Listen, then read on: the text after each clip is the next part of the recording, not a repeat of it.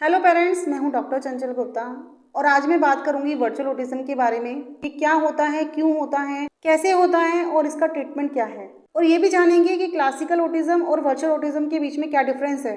पहले जानते हैं कि वर्चुअल ऑटिज्म होता क्या है। ये कोई मेडिकल टर्म्स नहीं है, लेकिन इसके सिम्टम्स क्लासिकल ऑटिज्म की तरह ही होते हैं, जैसे कि स्पीच डिले होना, बातें नहीं करना, सोशल नहीं होना, लैंग्वेज डिले होना, चिड़चिड़ा होना, एग्रेशन होना, डेवलपमेंटल डिले होना या बच्चे का किसी बात में, किसी काम में मन नहीं लगना, सेल्फ प्ले करना मतलब कि अपने आप में ही इंगेज रहना और बाहर जाकर खेलने भी नहीं जाना। इसमें बच्चे अपनी उम्र के बच्चों के साथ मिक्सअप नहीं होते।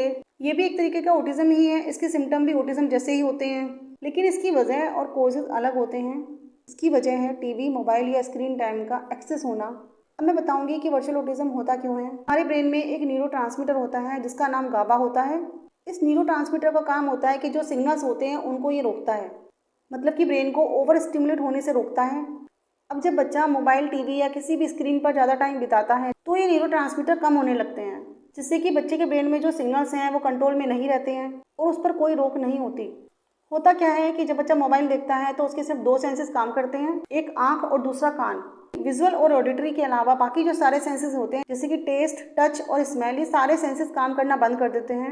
मोबाइल, टीवी का ज़्यादा यूज होने की वजह से बच्चे हाइपर एक्टिव हो जाते हैं, उन्हें लैंग्वेज में प्रॉब्लम आती है, सोशल इंटरेक्शन पुअर होने लगता है। होता क्या है कि जब बच्चा मोबाइल, टीवी को ज़्यादा यूज़ कर रहा होता है तो उस समय वो सिर्फ वन वे कम्युनिकेशन होता है, वो सिर्फ सुन रहा होता है, वो बोल नहीं रहा होता है, जिससे कि सेंसेस के डेवलपमेंट में भी इम्बेलेंस हो जाता है। जिससे कि वो सुन तो रहा है, देख तो रहा है, बट बाकी सेंसेस अंडर डेवलप रह जाते हैं, जिससे कि ऐसा लगता है कि बच्चा हमारी बात को समझ रहा है, सुन रहा है, देख रहा है, बट वो कम्युनिकेट नहीं कर पा रहा है, वो रिप्लाई नहीं कर पा रहा है। जिससे कि बच्चे बात नहीं करेंगे, सोशल नहीं होंगे और अपने पीयर ग्रुप के साथ में भी सोशल नहीं होंगे, कनेक्टेड नहीं होंगे।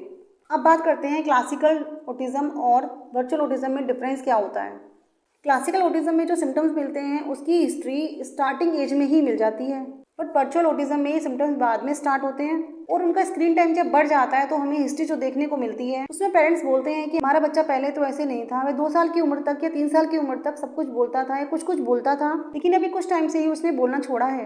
क्लासिकल ऑटिज्म वाले बच्चों के पास स्पीच एंड लैंग्वेज नहीं होती है, बट वर्चुअल ऑटिज्म वाले बच्चों के पास डिजायर नहीं होती है कि वो किसी से बात करें या इंटरेक्शन करें, उन्हें सिर्फ मोबाइल चाहिए होता है। इसके अलावा जो क्लासिकल ऑटिज्म वाले बच्चे होते हैं वो नॉन लिविंग थिंग्स, पैटर्न्स में और एब्स्ट्रैक्ट चीज़ों में ज़्यादा ध्यान देते हैं, जैसे कि कोई पर्टिकुलर पेंटिंग है, बेडशीट है या कोई पर्टिकुलर कलर है। जबकि वर्चुअल ऑटिज्म वाले बच्चों को किसी भी चीज़ में कोई इंटरेस्ट नहीं होता, इन्हें सिर्फ मोबाइल और टीवी चाहिए होता है। वो इसमें राइम देखते हैं, इसमें वो कार्टून देखते हैं, उसी की एक्टिंग करते हैं, उन्हीं के जैसा बनना चाहते हैं और उसी को वो फॉलो करते हैं। अब हम बात करते हैं इसके ट्रीटमेंट की। अगर आपको भी आपके बच्चे में वर्चुअल ऑटिज्म के कोई भी सिम्टम्स नज़र आ रहे हैं, सबसे पहले आपको अपने बच्चे का स्क्रीन टाइम 0 करना होगा, उसके साथ प्ले करना है, उसके साथ इंटरेक्ट करना है, उसे पार्क ले जाना है।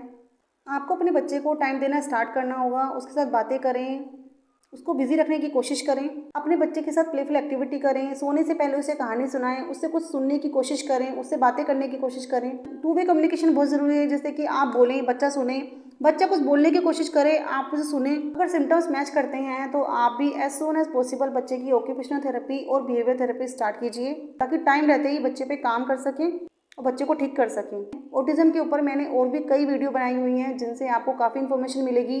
आप मेरी उन वीडियोज़ को देखिए, लाइक कीजिए, शेयर कीजिए और मेरे चैनल को सब्सक्राइब कीजिए। Thank you.